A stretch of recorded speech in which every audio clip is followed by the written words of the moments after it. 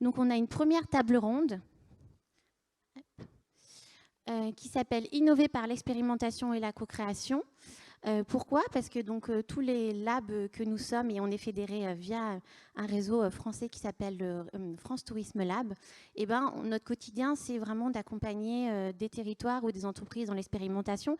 Et en fait, on se rend compte à quel point mener des expérimentations sur les territoires avec les entreprises, ce sont des sujets complexes et difficiles.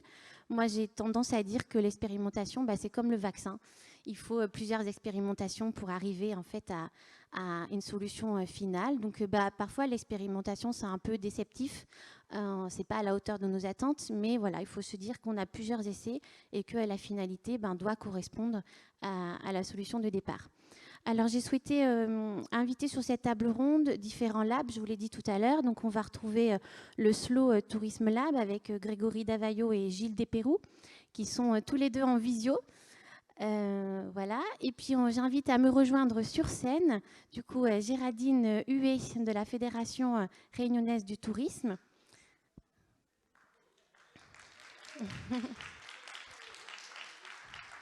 Benjamin Servet de l'Open Tourisme Lab. Et Ludivine Blanchard de Iris Interactive. Et puis, on a Élise Couturier du GIP Littoral qui sera en visio tout à l'heure avec Ludivine pour vous parler de l'expérimentation maplage.info.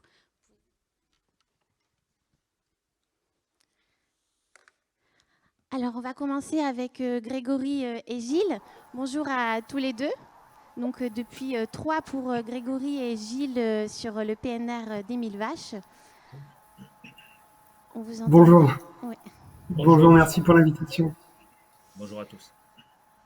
Et du coup, Grégory va pouvoir nous expliquer de quelle façon ils ont travaillé avec la Fédération régionale des parcs naturels régionaux. Et du coup, Gilles vous expliquera aussi de façon plus complète en fait, l'expérimentation qu'ils sont en train de mener sur le parc naturel régional de 1000 vaches. Merci beaucoup pour la présentation. Donc oui, je suis Grégory Davaillot, je suis responsable du Slow Tourisme Lab à Troyes, dans l'Aube. Et je vais vous présenter un petit peu l'expérimentation que l'on a menée et que l'on mène encore avec la Fédération naturelle des parcs régionaux, 15 parcs qui sont pionniers dans la démarche et puis des porteurs de projets qui travaillent sur cette expérimentation. Donc tout ceci part d'une chronologie et d'un développement d'un cadre stratégique qui a été travaillé par la Fédération de 2018 à 2022. Donc l'objectif, c'était de construire une nouvelle stratégie de développement et d'offre de services et de produits touristiques. Donc tout ceci s'est fait avec des auditions d'experts dans un premier temps, des échanges au sein du réseau, et puis une commission économie et tourisme a proposé un positionnement très impactant et très engageant pour faire émerger une nouvelle marque, Destination Parc, et la faire émerger pour l'horizon. Donc tout ceci c'est inscrit dans une mouvance de slow tourisme puisque les parcs avaient déjà cette forte notoriété et ce fort produit au sein de leur parc, afin de proposer aussi des accords, des valeurs humaines et de partage au sein des parcs pour une clientèle toujours volontaire et qui a soif d'expérience. Et tout ceci, évidemment, devait se construire dans un schéma en cohérence avec les régions, dans un plan de développement touristique. Donc, la Commission a proposé une étape en 4 points, une feuille de route en 4 points, qui avait pour objectif, du coup, de définir un positionnement et un contenu sur la destination. Donc, travailler sur le positionnement des parcs naturels régionaux, identifier aussi l'attractivité et de créer des nouveaux services, puis de définir une stratégie, une modélisation d'une mise en marché pour la destination parc. Donc, ils ont eu à travailler sur la stratégie d'émergence de la destination, avec une concertation très élargie des acteurs et à différentes échelles du territoire et à différents horizons. Identifier les étapes de mise en œuvre de cette stratégie et proposer un modèle de management de la destination des parcs naturels et un modèle économique. Ensuite, il a fallu imaginer construire une nouvelle offre pour les parcs naturels régionaux. Donc, ils se sont organisés en imaginant travailler dans un premier temps avec des parcs pionniers, mais j'y reviendrai juste après. Définir un plan d'action à l'échelle des parcs pour une modalité de partage plus après. Et rechercher des moyens à l'échelle d'un management collectif de cette destination pour ensuite construire un partenariat public-privé. Et puis, la dernière étape, c'était de mettre en marché les nouvelles offres.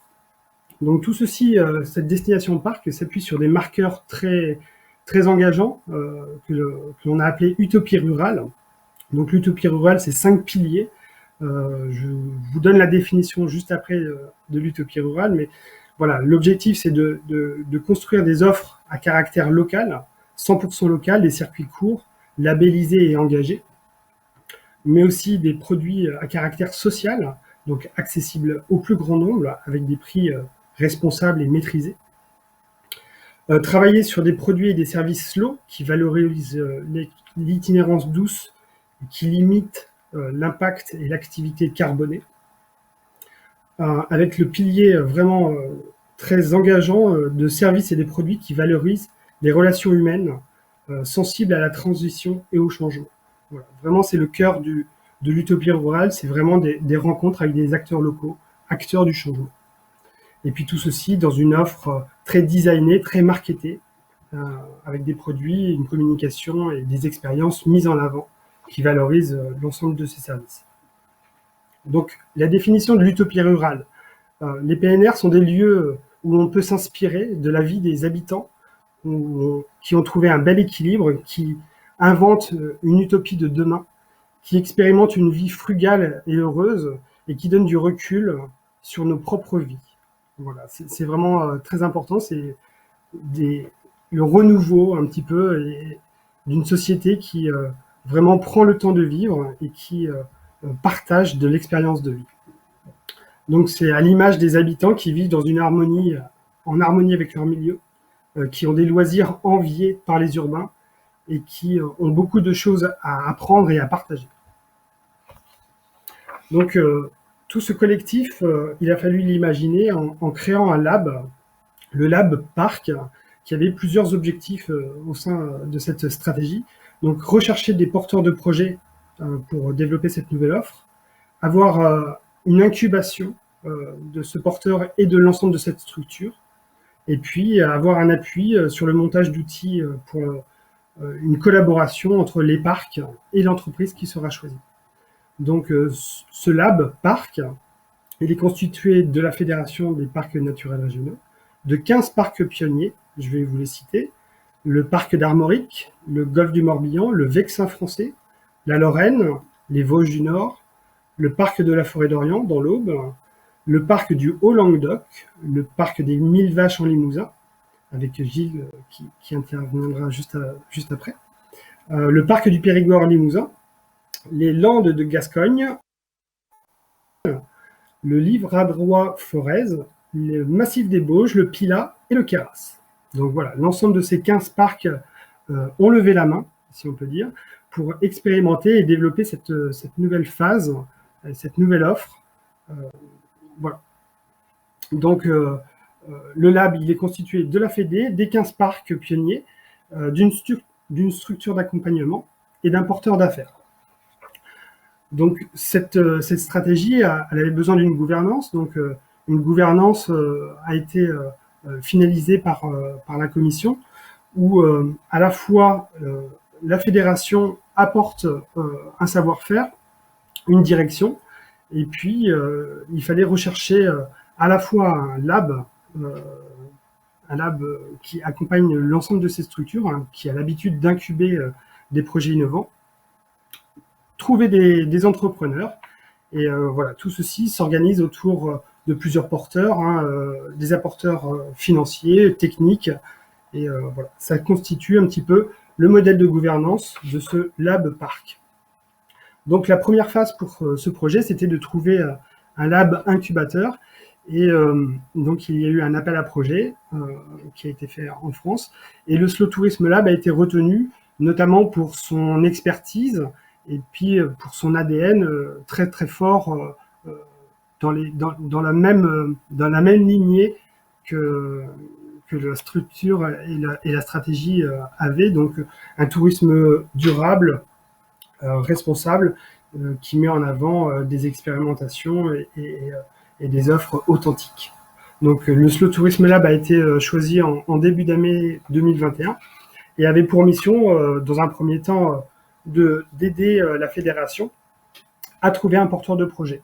Donc, on a constitué un concours, un appel à projet, qui a été lancé en 2021, au tout début de l'année, qui a duré 3 mois et qui nous a permis d'identifier 66 candidatures. Donc, c'était assez impressionnant de voir toute la France se mobiliser autour de ce projet et proposer des services.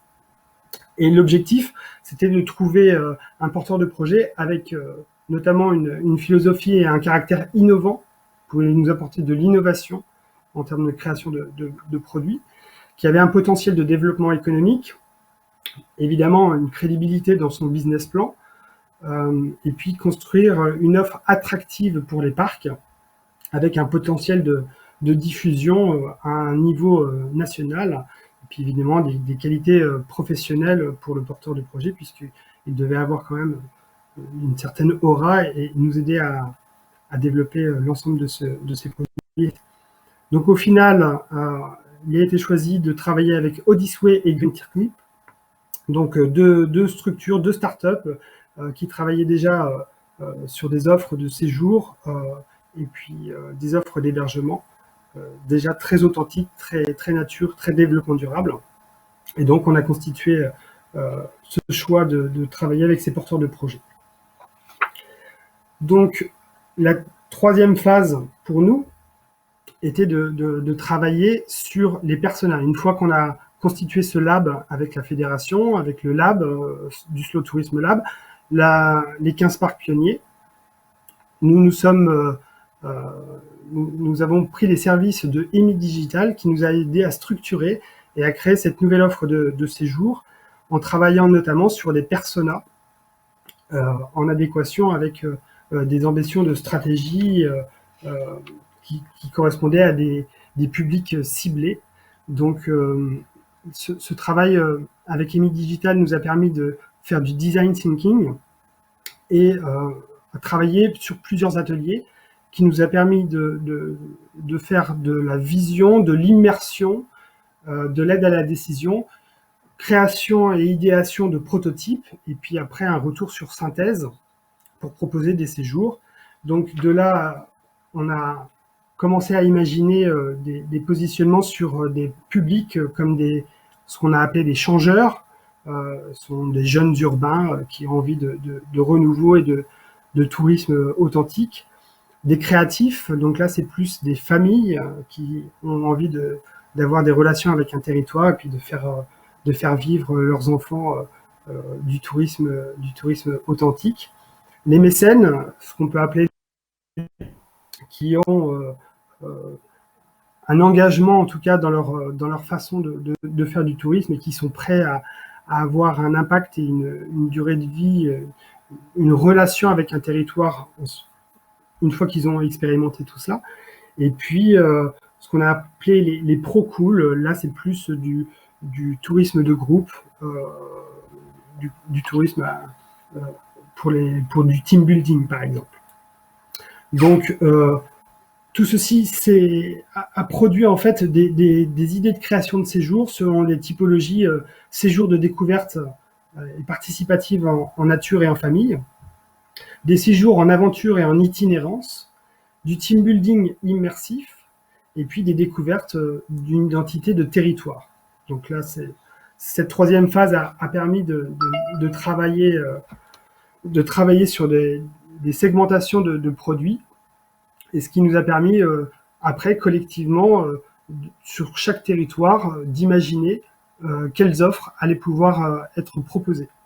Là, je vais laisser la parole à Gilles qui va nous présenter un petit peu les idées qu'il a pu avoir sur la création de ces séjours.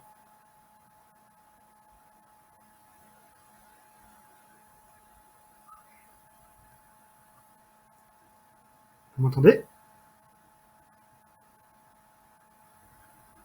Oh, excusez-moi, j'avais oublié d'activer mon microphone.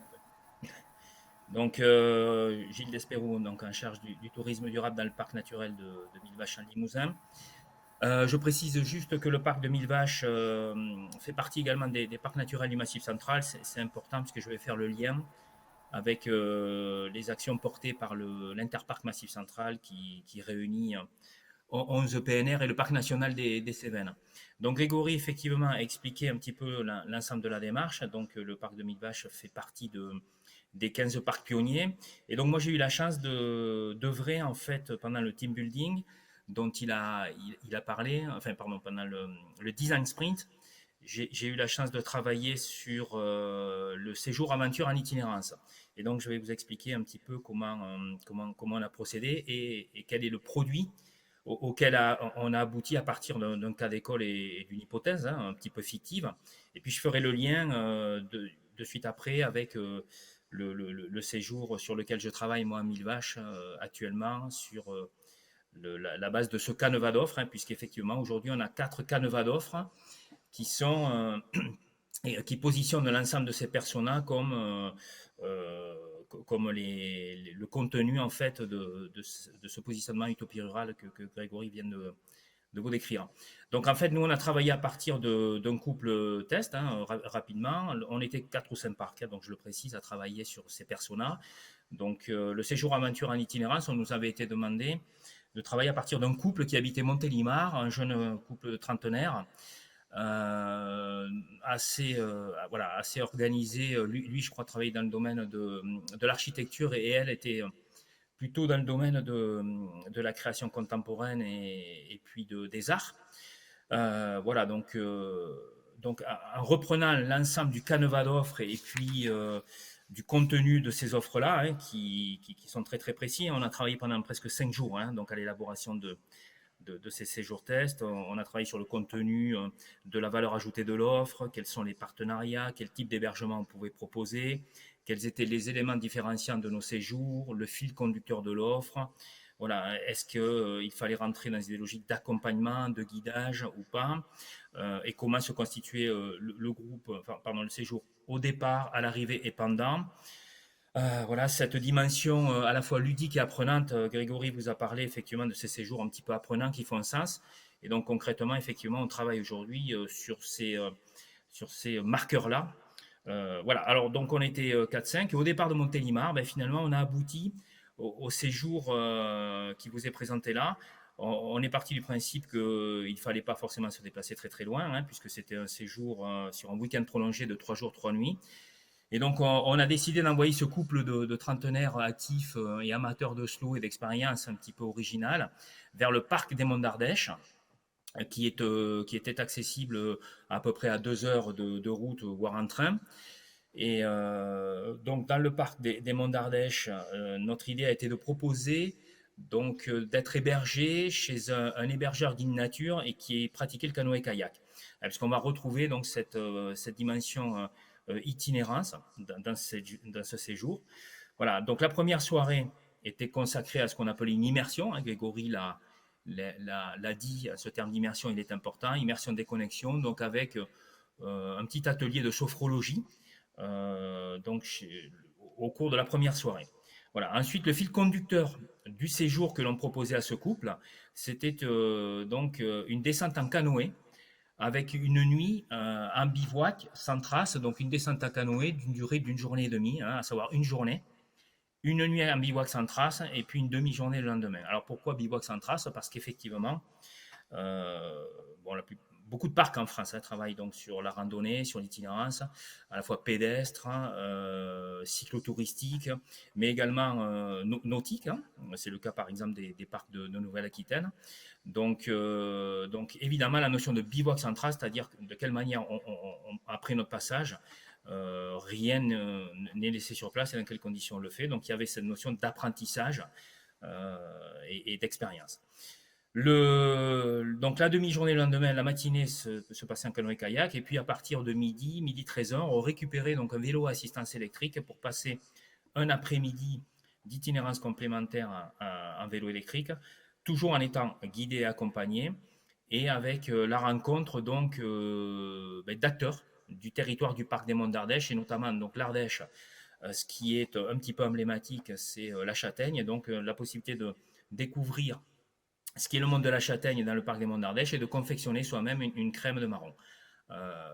Voilà, donc au cours d'un atelier d'une heure et demie, hein, pas très très long. Voilà, donc c'est cette immersion et la capacité à découvrir donc sur nos séjours des savoir-faire emblématiques de chacun de nos territoires de parc. Voilà, le retour donc se faisait ensuite pour une nuit complémentaire chez le même hébergeur, mais qui proposait en fait une nuit insolite. On avait pensé par exemple une nuit dans une grange avec une botte de foin, avec quelque chose d'un petit peu original et d'un petit peu dépaysant. Voilà. Alors après, la difficulté évidemment, c'est de trouver cet hébergeur. Dans le parc des Monts d'Ardèche, là, on n'avait pas forcément, dans le cadre de cet atelier, la liste complète des hébergeurs existants, hein, mais on est parti sur les composantes de ce séjour en immersion. Voilà. Et pour finir, donc le lendemain, l'idée était de passer à la maison du parc des Monts d'Ardèche pour visiter une expo qui en l'occurrence était une expo sur un projet un peu emblématique du parc des Monts d'Ardèche, et qui pouvait satisfaire notamment la demoiselle. C'est une expo donc sur la ligne de partage des eaux, qui est une exposition d'art contemporain, de land art et de mise en valeur par l'art de la ligne de partage des eaux dans le parc des Monts d'Ardèche. Voilà donc concrètement comment ensemble, donc on était 4-5 parcs, hein, à œuvrer, à réfléchir avec une facilitatrice, on a abouti donc à ce canevas d'offres. Et ce canevas est aujourd'hui, avec évidemment la possibilité de le faire évoluer, hein, puisque tout ça n'est pas gravé dans le marbre, évidemment, c'est vraiment un canevas. Donc moi je vais vous expliquer de quelle manière aujourd'hui je l'utilise à mon profit dans le parc de Mille Vaches. Voilà, donc actuellement, donc, et je fais le lien avec les travaux du réseau des parcs naturels du Massif central, on travaille depuis 1 an ou 2 à la capacité à doper l'itinérance dans nos parcs à travers différents types de prestations et d'activités. On travaille notamment sur le développement du trail, on travaille sur le développement de l'itinérance multimodale, hein, ce qui nous permet d'enchaîner différents types de moyens de transport. Hein. Voilà. Et donc, on a travaillé également sur la possibilité de développer l'itinérance grâce à la randonnée pour des publics à la fois valides, mais également invalides. Donc, le handicap et l'itinérance.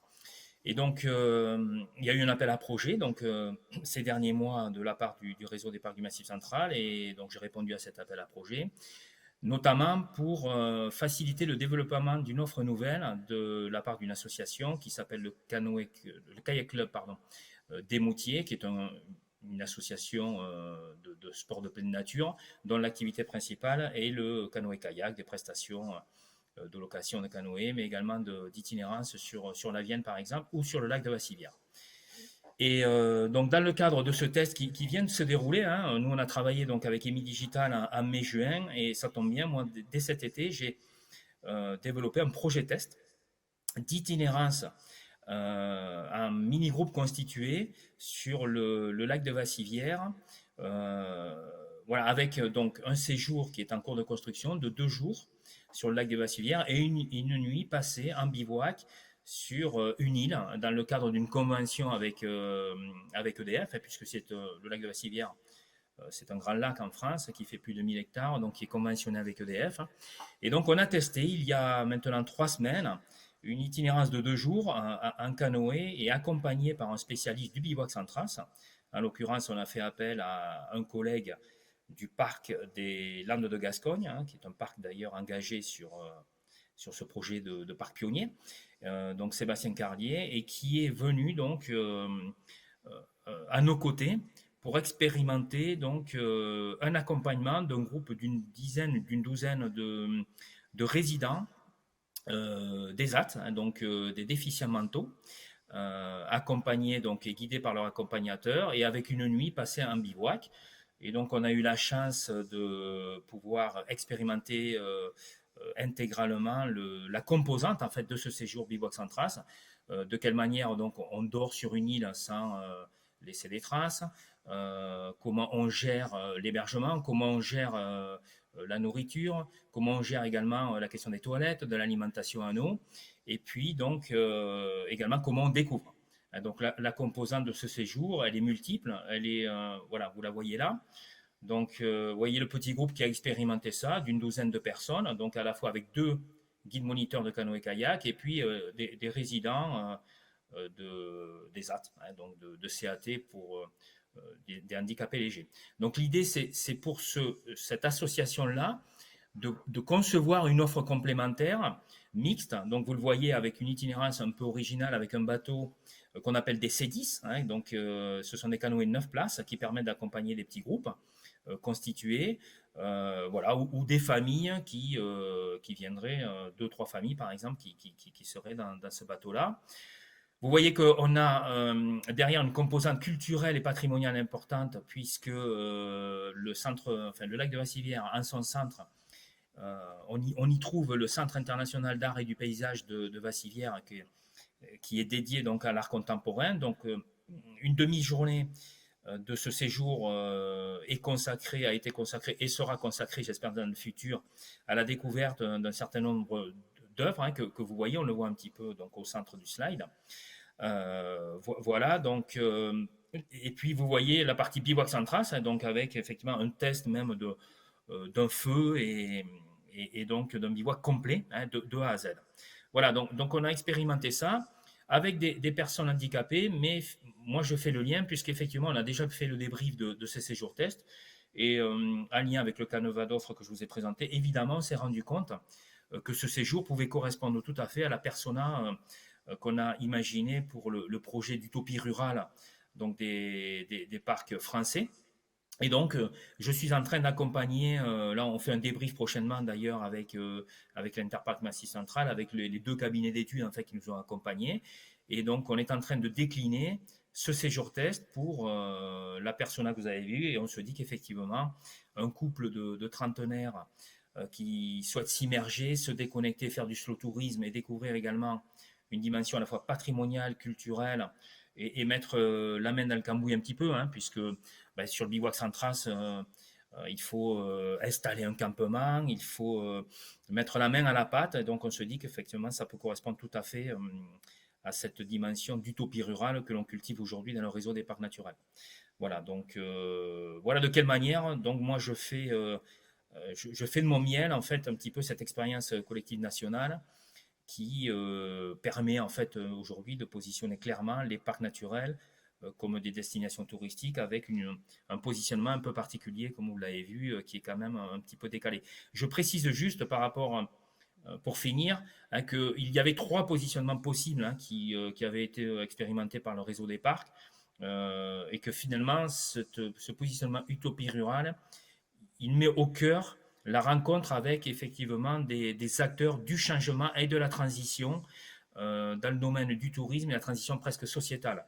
Grégory l'a dit, je le répète, on cultive un tourisme vraiment différent, plus lent, qui prend le temps, qui va nous permettre de nous immerger et qui aura surtout pour vocation et atout, je l'espère, de fidéliser une clientèle sur nos territoires de parc avec la logique de passe entre les parcs en France, puisqu'on est 15 parcs pionniers, et je corrige d'ailleurs la première slide, on est aujourd'hui 58 parcs, puisqu'il y a 2 parcs nouveaux, et voilà.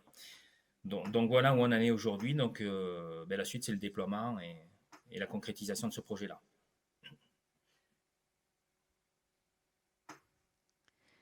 Grégory, ton micro est fermé. Pardon? Ça y est. C'est bon.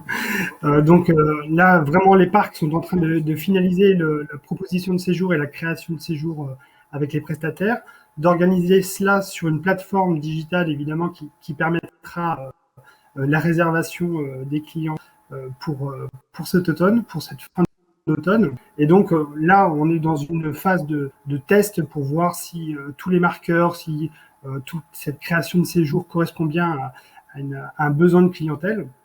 Donc, du coup, la plateforme va s'enrichir aussi de nouvelles briques, à la fois sur de la fidélisation. Gilles l'a dit, pourquoi pas d'un pass qui permettrait de fidéliser toute cette clientèle et d'aller d'un parc à l'autre et de vraiment tester des séjours qui sont très différenciants et qui sont très en adéquation avec les sensibilités des parcs. C'est-à-dire que là, on est vraiment sur de la relation très humaine, sur de l'activité très spécifique, et chaque parc aura vraiment à cœur de présenter des choses très innovantes et très engageante dans une relation durable et sociétale.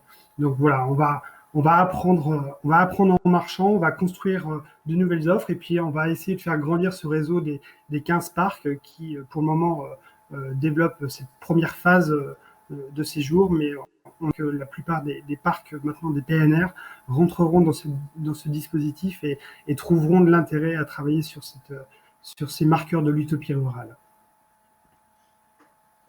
Merci. Merci Grégory, merci Gilles. Donc je pense que la conclusion, Grégory vient de le dire, on apprend en marchant. Donc vous voyez, ça va durer encore quelques années cette expérimentation parc et puis ils pourront revenir nous en parler peut-être l'année prochaine ou un peu plus tard avec aussi d'autres parcs qui auront rejoint l'aventure. Mais voilà, c'était un premier exemple d'expérimentation. Merci, vous pouvez rester avec nous en visio et à très bientôt. Merci. Merci. Donc, je vais donner la parole à Géraldine Huet de la Fédération réunionnaise du tourisme et à Benjamin Servet d'Open Tourism Lab qui vont vous présenter une autre collaboration et une autre expérimentation qu'ils ont menée ensemble.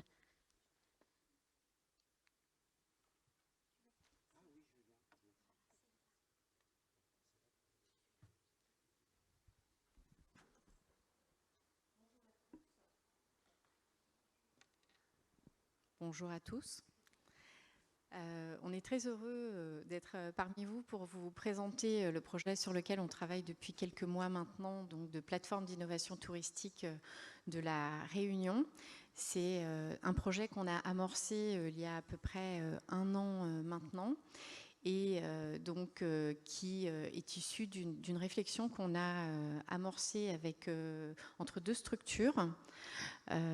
Si tu veux bien passer à la slide, donc entre Île de la Réunion Tourisme, qui est le comité régional de tourisme de la Réunion, et la FRT, qui est la Fédération réunionnaise de tourisme que je représente aujourd'hui. Et donc on a amorcé une réflexion depuis quelques mois, comme je vous le disais. Et on a proposé donc cette réflexion à la région qui a accepté de nous accompagner parce que ça correspondait entre autres à une des priorités de notre schéma d'aménagement touristique, donc l'innovation touristique.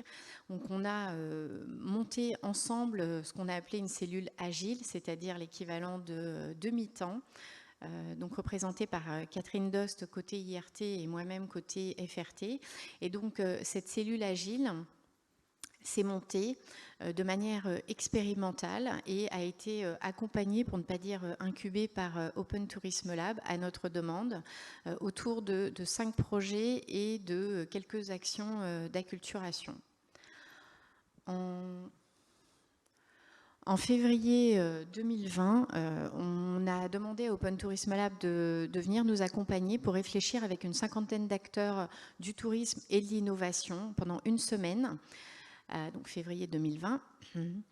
On a travaillé donc pendant 1 semaine à avoir une série de rendez-vous et une journée de séminaire pour voir un petit peu comment les acteurs du tourisme et de l'innovation appréhendaient cette notion d'innovation dans le secteur touristique.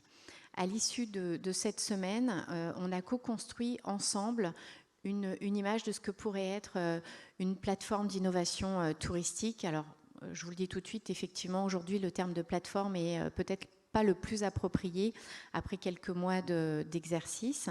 En tout cas, on a abouti à une vision assez ambitieuse que l'île de la Réunion pourrait inventer le tourisme insulaire, tropical du XXIe siècle. En se fixant l'objectif d'apporter aux prestataires touristiques des gains de performance, mais aussi de la création de valeur économique, bien sûr, mais aussi sociale et environnementale. Pour ce faire, en fait, on s'est fixé des missions d'accompagnement, de conseil en design stratégique, d'accompagnement de prototypage, de conception, mais surtout en fait de connecteurs. On s'est rendu compte en fait qu'on avait vraiment un rôle de hub des territoires à jouer. Donc je paraphrase un peu le projet de la Banque des territoires, mais en interconnectant des partenaires du tourisme et de l'innovation. Ce groupe de travail, en fait, a fait ressortir qu'à la Réunion, il existe des acteurs de l'innovation. On a une technopole, une agence de développement, un village ByCA, et que donc les compétences en matière d'innovation existe et que sur un petit territoire comme le nôtre, il n'était pas forcément pertinent d'imaginer de mettre en place un incubateur ou un accélérateur dédié au tourisme, même s'il y a un réel besoin d'accompagnement des acteurs du tourisme sur cette démarche d'innovation. Mais on a choisi en fait d'interconnecter donc les connaissances déployées par les acteurs de l'innovation et d'offrir une première marche d'accès donc aux dispositifs d'innovation, donc en les mettant à la portée des acteurs du tourisme. Donc c'est vraiment ce qui a amené cet échange en février 2020. S'en est suivi mars 2020 et une petite coupure. Oui. Ensuite, il y avait ces 5 projets sur lesquels on allait s'appuyer. Ce qui était intéressant, je trouve, c'est que la plateforme elle-même est en expérimentation dans son évolution et qu'elle est itérative et qu'ensuite vous aviez identifié 5 projets pour vous tester et pour avoir des preuves en fait sur lesquelles s'appuyer ensuite. Et autour de l'expérimentation, si on devait la qualifier, elle a 3 niveaux. C'est un premier niveau où on sort un produit, on sort une structure ou une technologie ou un vaccin et il faut s'assurer qu'il marche. Le deuxième niveau, c'est une fois qu'on a le produit ou qu'on a le concept, il faut le confronter à des situations réelles et en tout cas s'assurer qu'il rencontre son public, sa cible, son écosystème. Puis une fois qu'on a fait ce travail-là, il y a un troisième niveau qui est on a notre produit et c'est le travail qui a été fait là et qui est fait aussi sur les expérimentations que vous avez menées, qui est de l'améliorer, d'être dans une forme d'optimisation et d'itération permanente. Donc là, il y a eu autant dans les projets que pour vous, en tout cas, c'est deuxième phase et troisième phase et c'est là où je trouve qu'il y a un intérêt fort autour de ce qui est fait. Et bien entendu, tout ça doit se faire, par contre, ce qui est important, c'est que ce soit dans un temps donné, et que ce temps donné, il soit défini en se donnant des dates butoirs pour pouvoir faire des bilans. Deuxième chose qu'on a aussi fait en place dans cet accompagnement, et on avait déjà mené pas mal de projets, de démarches dans ce même sens, c'était de structurer et d'avoir un canevas qui nous permette, un petit peu comme quand on est producteur au cinéma et qu'on va devoir faire rencontrer un certain nombre d'acteurs, d'avoir une démarche. Et un des points les plus structurants dans ces expérimentations, c'était de bien définir le cadrage et la définition des projets qu'on allait accompagner. Et ça nous est arrivé sur des sujets de se rendre compte en fait que à la lecture d'un cahier des charges qu'on avait, ce n'était pas forcément un projet que vous pouviez accompagner, qui pouvait aussi déjà être traité par d'autres structures en faisant du benchmark ou autre, voire de le faire surtout à l'international, et puis de bien identifier l'ensemble des parties prenantes qu'on allait avoir dans la démarche sur un sujet et d'avoir vraiment cette phase de cadrage, de conception, de développement, de texte sur l'expérimentation, de bilan avec un partage et surtout d'identifier en fin d'expérimentation quelles étaient les suites à donner, ce qui est un vrai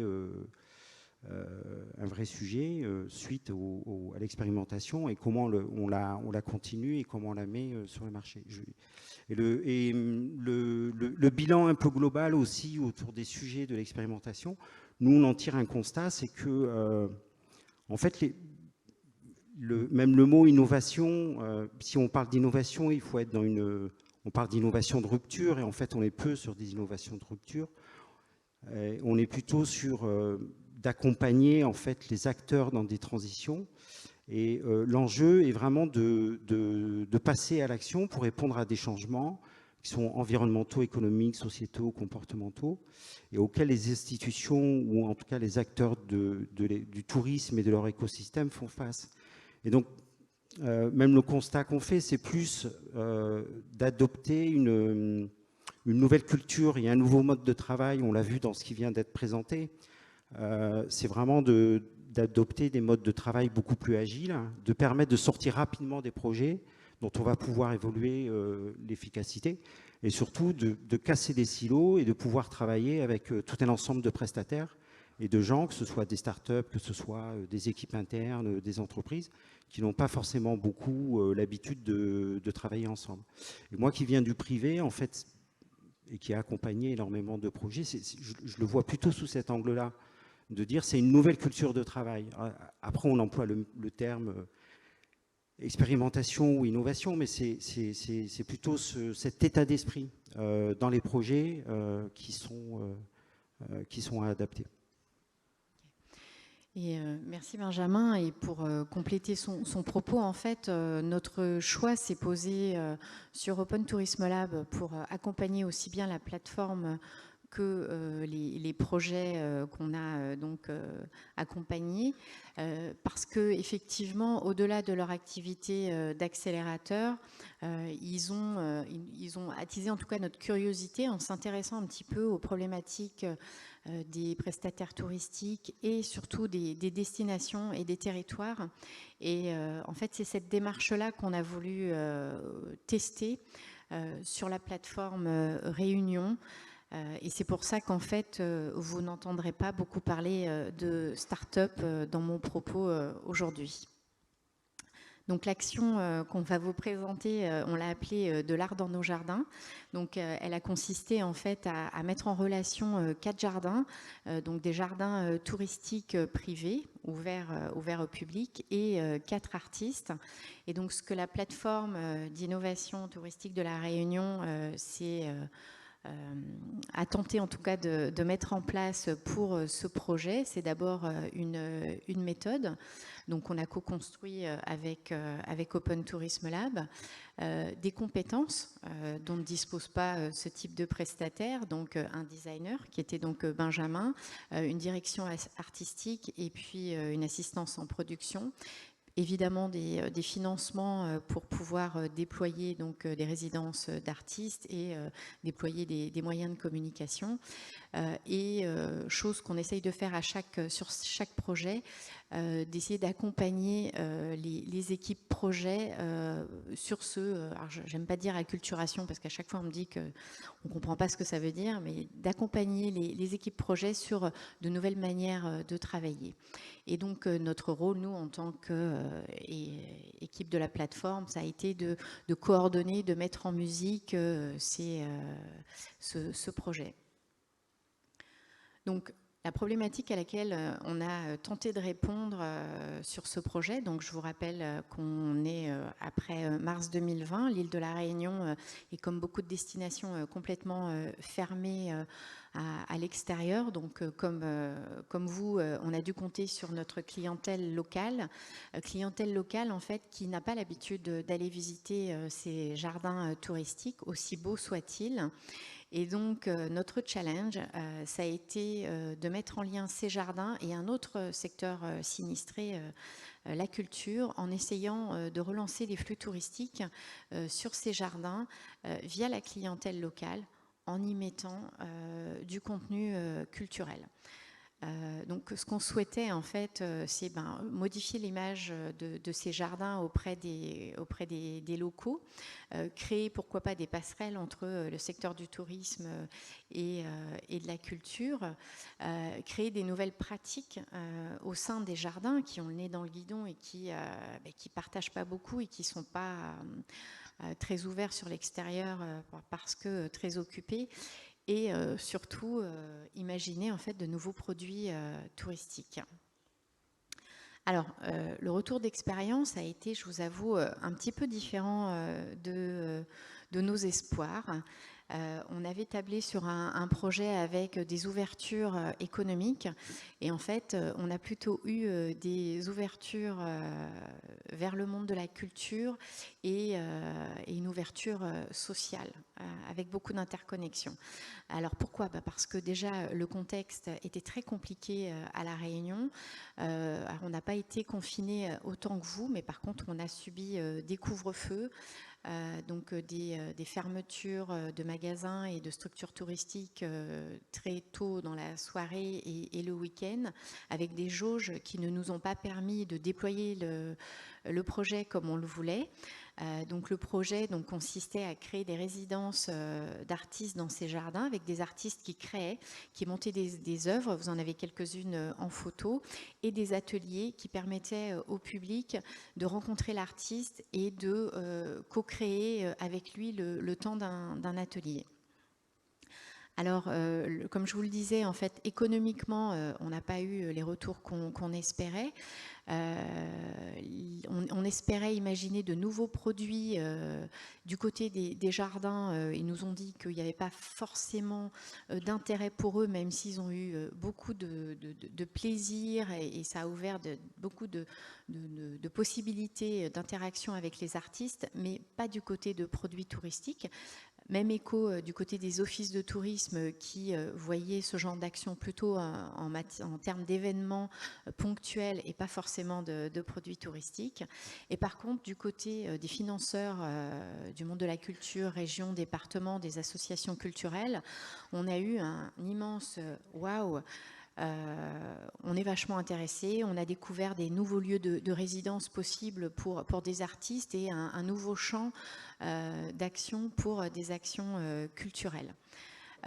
Donc les perspectives en fait que ça nous offre, c'est de continuer à travailler avec le milieu culturel, parce qu'on se rend bien compte qu'il y a des passerelles à construire. Alors elles ne vont pas forcément toujours aboutir à des produits économiques avec des KPI dont on va pouvoir se targuer, mais par contre il y a une véritable interconnexion et donc de création, de créativité, d'émulation qui en est sortie. Par exemple, les 4 artistes qu'on a accompagnés sur ces projets vont pouvoir exposer leur œuvre sur un gros événement qui va se passer en décembre, qui s'appelle Réunion Métis.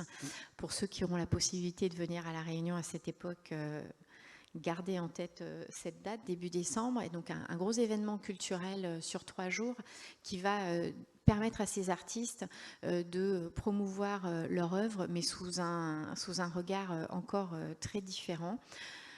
Des jardins, donc, comme je vous le disais, qui ont ouvert des perspectives et qui ont compris l'intérêt de collaborer entre eux, mais qui nous ont bien dit par contre que pour ça, ils avaient vraiment besoin de notre accompagnement. Donc pour nous, ça a été aussi l'occasion de rappeler à nos financeurs que c'était important de continuer à accompagner les prestataires touristiques, de mettre en musique les projets. C'est pas de développer quelque chose et puis de leur laisser la patate chaude et qui se débrouillent après. Non, ils ont vraiment besoin d'un accompagnement permanent.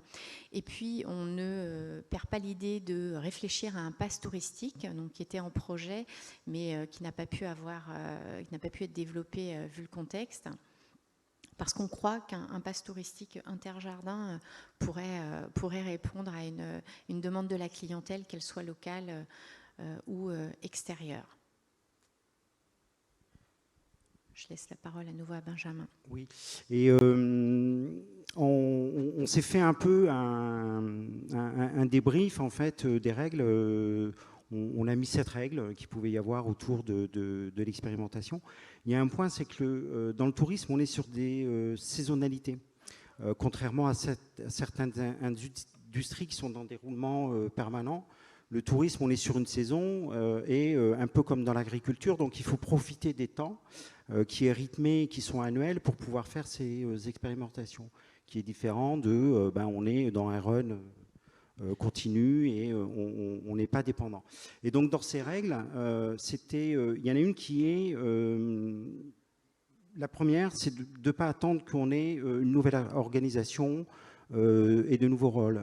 Et c'est d'identifier un projet et d'être vraiment dans cette phase agile de je design, je lance mon produit, je le teste, je l'évalue. Et ensuite, il faut accepter l'inconnu. Et c'est de faire confiance à la démarche. Et on le voit dans le projet que vous avez monté, et on l'a souvent rencontré, c'est qu'il y a une phase d'inconnu et on ne sait pas forcément où on va aller et on apprend en marchant.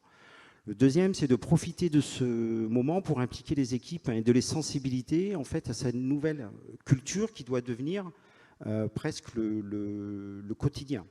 Le troisième point, c'est de s'assurer de la maturité de la start-up avec laquelle on va travailler ou avec le terrain. Et là, on peut aussi rencontrer de grands écarts et bien entendu, les ambitions et réciproques. Et il faut s'assurer qu'on soit dans une situation de gagnant-gagnant et qu'il n'y en ait pas un qui se sente spolié parce que ça peut créer de vraies déceptions.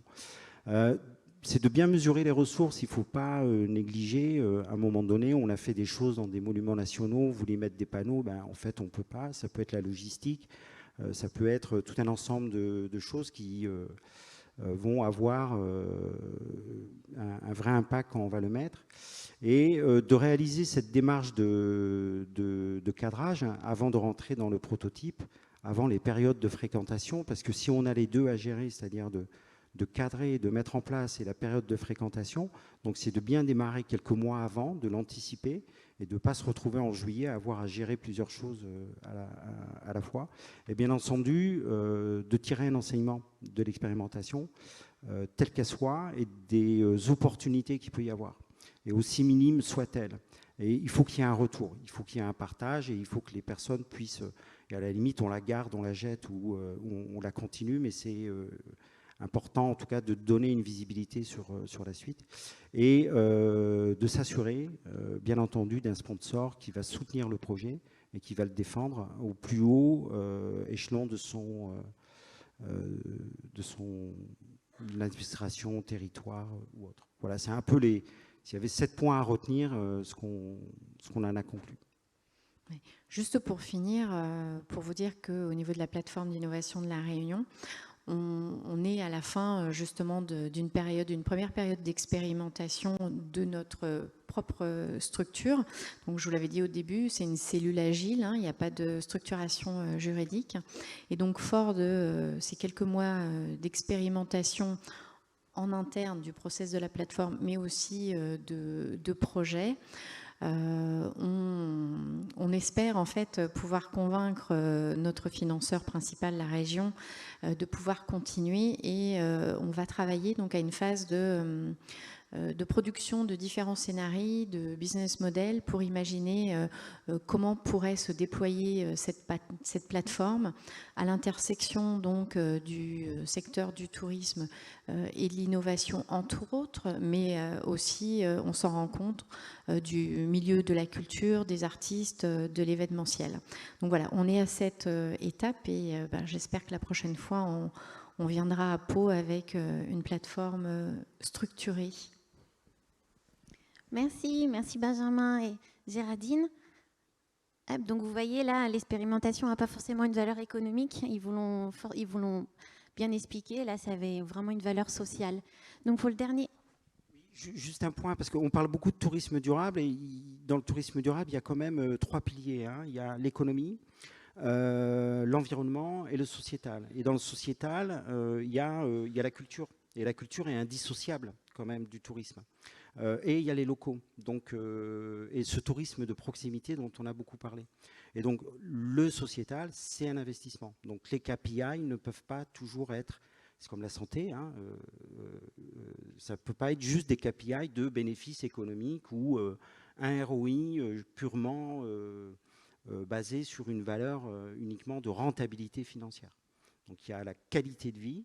Et si on part de la qualité de vie, ça change le prisme de la manière dont on construit aussi les produits. Voilà, je voulais juste...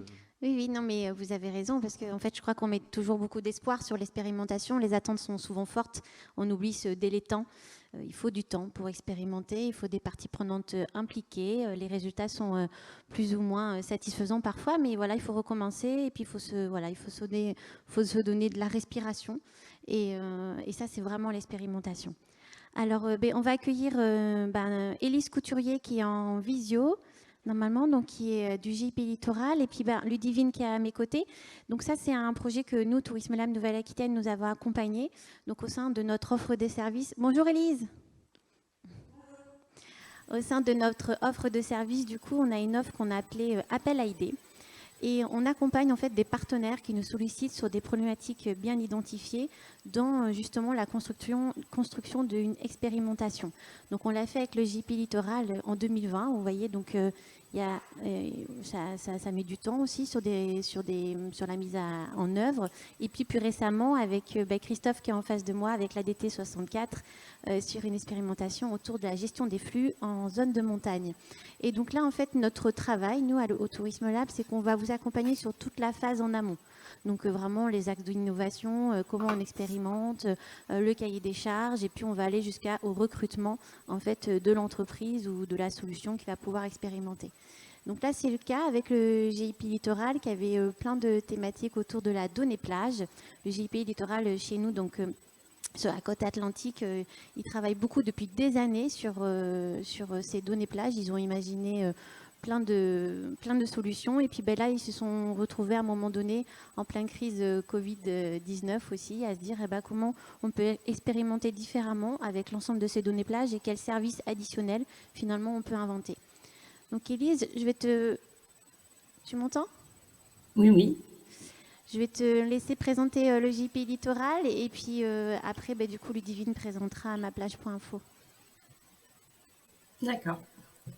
Eh bien, bonjour à tous. Donc effectivement, moi je travaille pour le GIP, qui est un organisme qui regroupe l'État et les collectivités littorales et qui anime les politiques publiques dans notre région en faveur de l'aménagement, la préservation et la gestion des espaces littoraux. Et dans notre champ d'intervention, on accompagne notamment les collectivités dans leur programme de réaménagement sur ces espaces de plage. C'est des espaces qui ont vieilli, ils ont été créés il y a une quarantaine d'années. Aujourd'hui, ils ont vraiment besoin d'être repensés sur le plan de l'organisation, de la mobilité, de l'accessibilité, de l'équipement des services, d'intégrer aussi une logique plus environnementale et d'intégrer le recul du trait de côte dans ces aménagements. Mais on a aussi beaucoup de questions, comme Marion l'a dit, qui se posent aujourd'hui sur la gestion de la fréquentation. À certains endroits, à certains moments de l'année, on a des phénomènes d'hyperfréquentation qui sont en tout cas perçus par les gestionnaires de ces secteurs-là. Et finalement, on a assez peu de données pour objectiver les phénomènes et du coup encore moins pour penser le déploiement d'offres de services.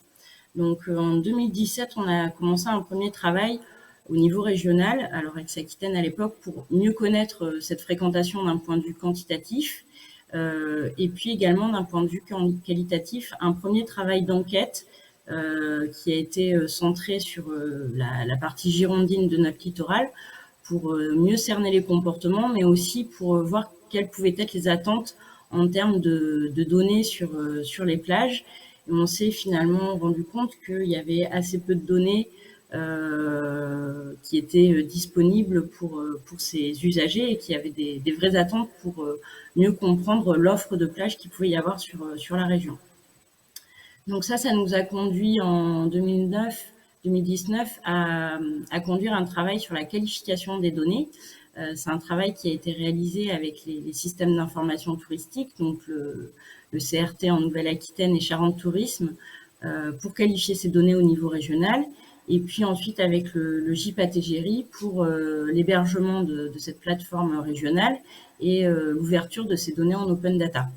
Donc dans un premier temps, on est surtout intervenu sur de la donnée statique, les noms des plages, leur localisation, leur description, et puis également les périodes et les horaires de surveillance de ces plages.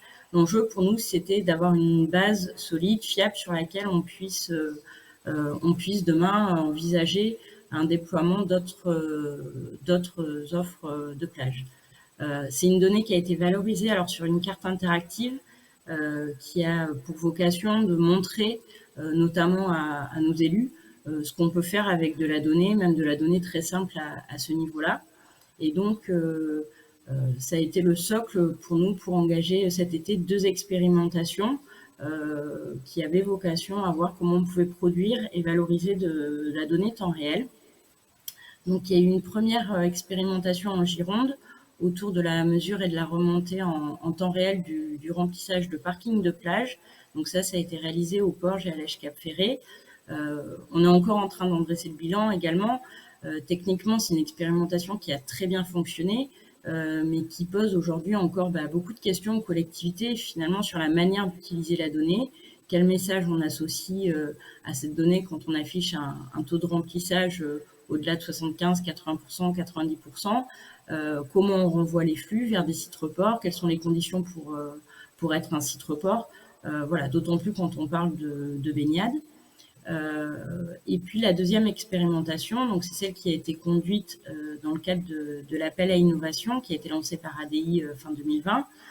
Ça a été, je crois, une des premières actions du Tourisme Lab. L'idée, c'était de voir s'il y avait des entreprises qui seraient intéressées pour proposer des offres de services à partir de ces données plages.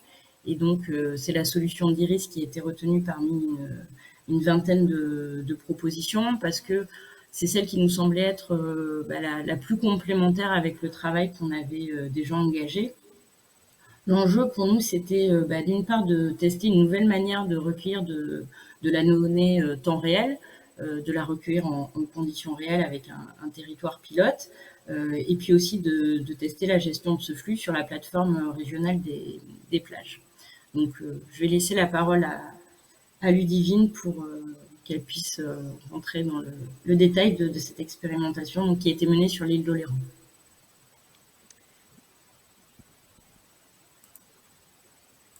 Merci Élise, bonjour à tous. Alors effectivement, je vais rebondir pour expliquer un petit peu la genèse aussi, nous, qu'est-ce qui nous a fait nous intéresser sur cette problématique des données plages et pourquoi on a répondu à l'appel à idées lancé par l'ADI l'année dernière. Donc je travaille pour l'agence Iris Interactive, on accompagne depuis plusieurs années maintenant des destinations dans la création, la refonte de leurs dispositifs web et notamment des destinations littorales.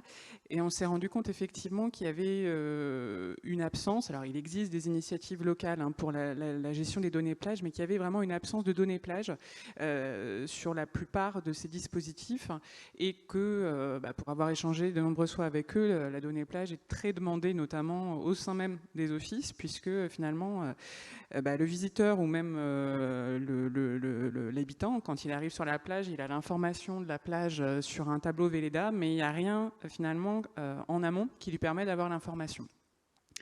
Et on s'est rendu compte aussi, en parallèle, que les destinations montagne, elles, disposaient d'une donnée neige qui était très exploitée. Donc on s'est dit, il y a forcément quelque chose à réfléchir, quelque chose à faire. Et en même temps, l'ADI a lancé son appel à idées. Donc on s'est lancé, c'était il y a un an, c'était ici même à Pau qu'on a envoyé notre candidature. C'est ça. Donc notre objectif, en tout cas, à travers maplage.info, qui est vraiment une solution qu'on a réfléchi et qu'on organise et sur lequel on travaille en interne au sein d'Iris, c'est vraiment de faire un écosystème digital autour de la donnée plage qui soit à destination des collectivités, des destinations touristiques, des locaux et puis des sociopros également.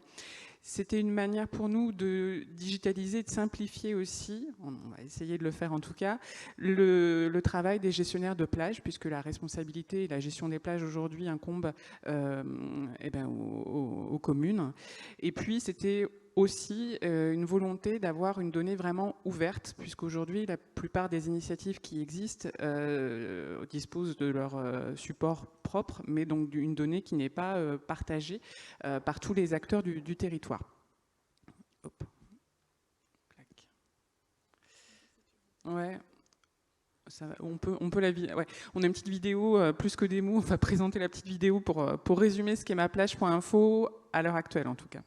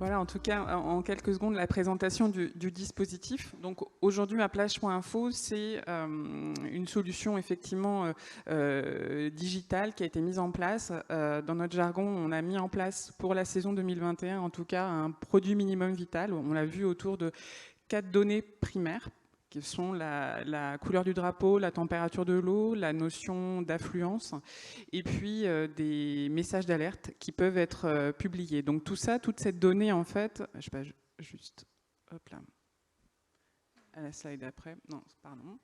Voilà. Pour l'été 2021, on a mis en place à peu près 80% de ce qui est présent sur l'écran, c'est-à-dire une application métier qui est dédiée aux maîtres nageurs sauveteurs, parce que toute cette donnée, elle est collectée par les maîtres nageurs sauveteurs à la base.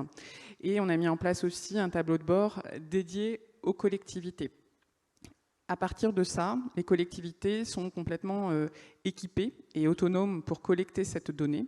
Et l'idée, c'est qu'ensuite, en temps réel, cette donnée soit diffusée sur des supports digitaux existants, c'est-à-dire les sites web, les applications mobiles, vous l'avez vu, des destinations touristiques, de prestataires, pourquoi pas de sociétés de transport, de tous ceux qui potentiellement ont un intérêt, en tout cas, à publier cette information en amont de la venue du visiteur ou de l'habitant sur place, sur la plage.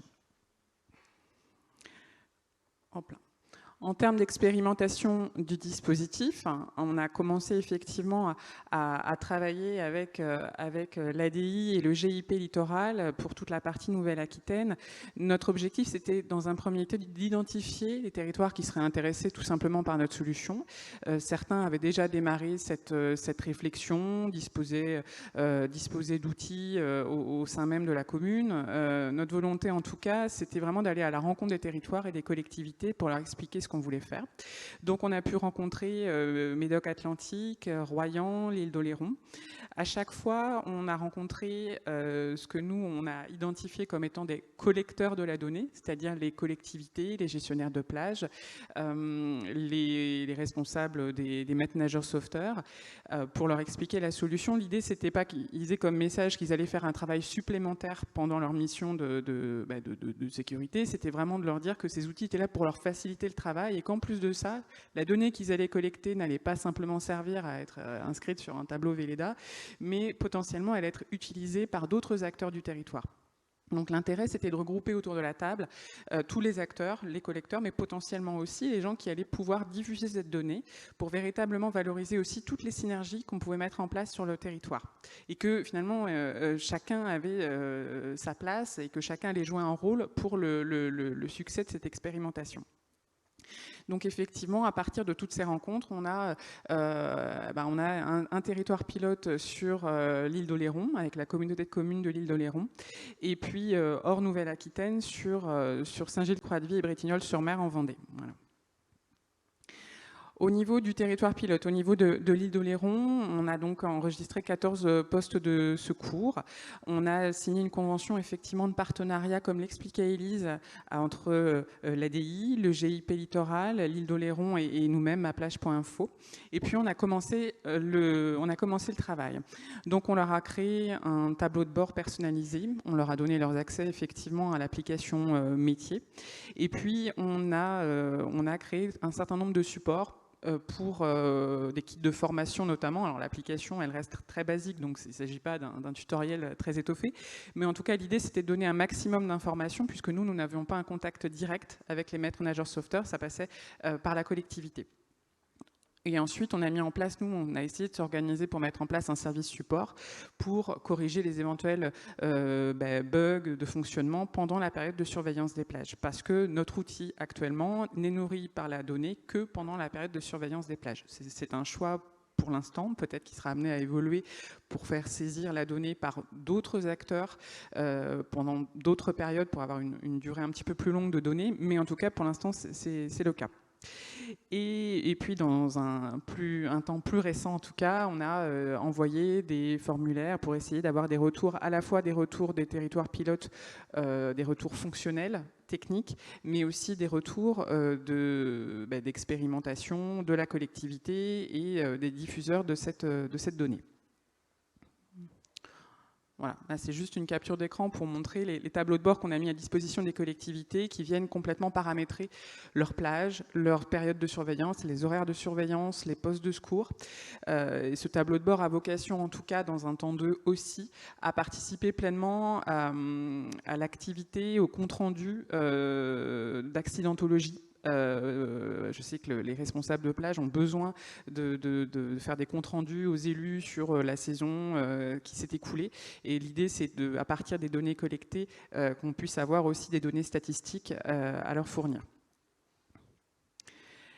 Au niveau de la diffusion des données, c'est-à-dire qu'à partir du moment où l'île d'Oléron nous a dit go, on y va, on expérimente, on a réfléchi aussi à qui potentiellement serait intéressé pour diffuser cette donnée. Ça a été le cas de l'Office de tourisme, très clairement, et qui a bien voulu jouer le jeu. On a carrément organisé un petit webinaire pour convier autour, je n'allais pas dire autour de la table, mais en tout cas sur les différents écrans, les prestataires. Donc il y avait une base nautique, il y avait un prestataire touristique.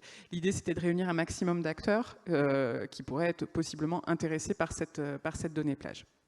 Là encore, l'Office joue un rôle intéressant puisque ça leur permet aussi d'identifier auprès de leurs prestataires des solutions, un service supplémentaire à apporter.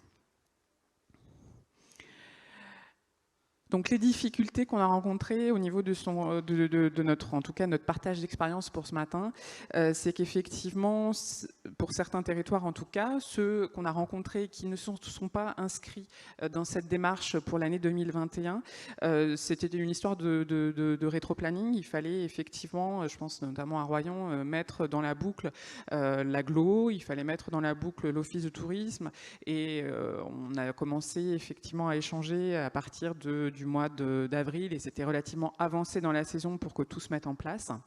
Et puis on a eu sur certains territoires quelques retours techniques, puisque à partir du moment où la donnée est collectée par une application pour les maîtres nageurs sauveteurs, l'idée c'est qu'à minima il faut que les postes de secours soient équipés d'un smartphone et qu'il y ait une couverture 4G. C'est les quelques retours techniques qu'on a eus, ça n'a pas été un frein énorme pour la plupart des territoires avec qui on a pu échanger.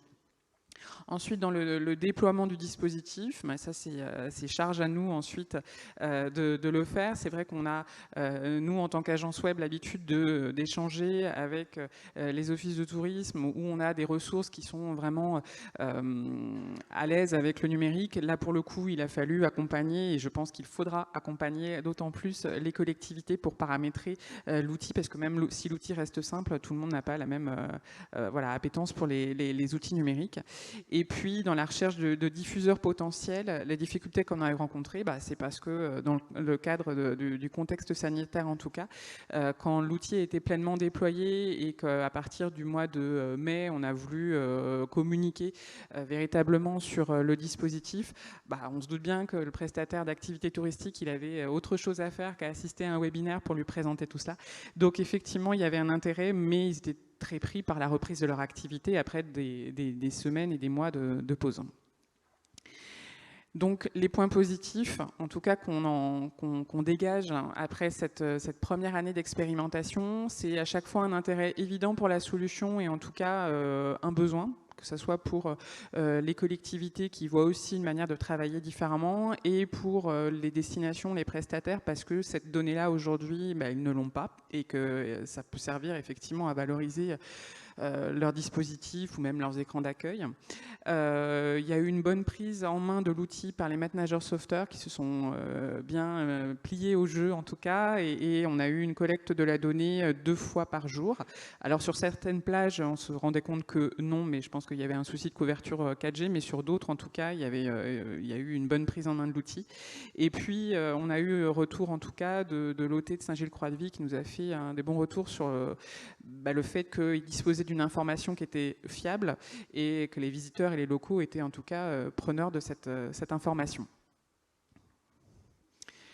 Donc pour la suite, effectivement, comme tu le disais Marion, il faut du temps pour lancer tous ces outils-là.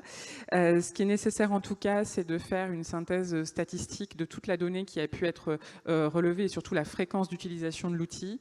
Je pense qu'on a, avec Élise, en tout cas l'envie et le besoin de faire une réunion de bilan avec le territoire pilote qu'a été l'île d'Oléron pour voir effectivement les pistes d'amélioration, les retours, mais dans quelque chose de très pragmatique et de mettre autour de la table aussi des maîtres nageurs sauveteurs parce que c'est eux finalement qui sont au cœur du dispositif. Et puis on a identifié un certain nombre de pistes d'amélioration et de feuilles de route pour l'année prochaine. Et puis surtout aussi poursuivre notre expérimentation auprès d'autres territoires. Donc au niveau de notre feuille de route pour 2022, cette feuille de route, elle a été nourrie alors, par l'ADI, parce que vous nous avez fait aussi des retours pendant l'appel à idées qu'on a bien pris en note, par le GIP littoral aussi, avec les échanges avec Élise et les territoires qu'on a pu rencontrer, et puis effectivement de nous-mêmes au travers des destinations qu'on peut accompagner. L'idée effectivement, c'est d'avancer dans, Élise en parlait, sur l'interfaçage des systèmes d'information touristique et des bases de données plages qui sont existantes, parce qu'il s'agit d'enrichir effectivement cette donnée au-delà des 4 données primaires qui sont saisies et collectées aujourd'hui. Il s'agit d'exploiter véritablement la donnée qui est saisie ailleurs et qui est qualifiée, et qui peut vraiment apporter une information fiable aux visiteurs. Au-delà du temps réel, parce qu'aujourd'hui l'application elle fonctionne avec du temps réel, au-delà du temps réel, nous on aimerait vraiment travailler sur des notions d'affluence. Aujourd'hui la notion d'affluence elle est assez subjective puisque c'est le maître nageur sauveteur qui vient dire si selon lui il y a de l'affluence sur la plage. Donc là l'idée c'est vraiment plus de travailler sur les problématiques de gestion de flux et être davantage dans des notions de prévision. Et puis sur toutes les problématiques de gestion de risque. Aujourd'hui, on a des possibilités d'envoyer des messages en temps réel d'information quand il y a des modifications dans les conditions de baignade. Et je pense qu'on pourra avoir échangé avec de nombreux territoires. Cette problématique est en tout cas très importante. Et puis après, toutes les données environnementales, qualité de l'air, qualité de l'eau et bien d'autres encore qui peuvent venir s'ajouter. Notre objectif final, c'est si on arrive à avoir un certain nombre de territoires effectivement qui expérimentent cette solution, c'est de pouvoir à terme développer une PWA, donc qui est une solution un petit peu hybride entre un site internet et une application smartphone qui soit nationale pour le dispositif maplage.info. Mais on n'en est pas là, on va déjà faire un retour d'expérience véritablement avec les territoires pour pouvoir ensuite envisager la suite. Voilà. Merci Ludivine. Donc oui, vous avez pu voir que cette expérimentation, donc on l'a lancée en 2020, elle a vraiment pu expérimenter en 2021. Il y a des grosses problématiques, comme le disait Benjamin, de saisonnalité. Finalement, dans le tourisme, c'est compliqué d'expérimenter parce que voilà, il faut vraiment tomber au bon moment. Et puis, il y a énormément de parties prenantes. C'est dans le cas de toute expérimentation. Nous, c'était le cas avec Élise, GIP Littoral, les comités de communes, du coup, qui ont cette compétence littorale, plus les maîtres nageurs, les offices. Enfin, voilà. Donc, il y a eu quand même pas mal de temps de préparation. Ça demande d'accompagner dans la durée, que voilà, tout ce petit monde soit acculturé et soit partie prenante aussi, parce que sans un territoire d'expérimentation qui était l'île d'Oléron, il y avait quand même 17 plages qui ont pu tester, on ne pouvait pas voir ce que ça pouvait donner. Et puis, du coup, c'est quand même assez positif sur le développement de cette solution et sur du coup un potentiel aussi économique pour l'entreprise qui a répondu à cet appel à idées, puisque du coup, là, il y a un potentiel marché qui est assez intéressant. Voilà, mais Élise, je ne sais pas si tu veux dire un mot de conclusion sur cette expérimentation.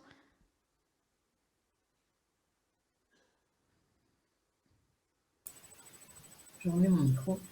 Non, enfin voilà, Ludivine l'a très bien dit. Aujourd'hui, il reste vraiment le bilan à dresser. L'objectif aussi pour nous de travailler et d'identifier de nouvelles manières de produire de la donnée, c'est aussi que cette donnée, elle sorte aussi du territoire qui la produit.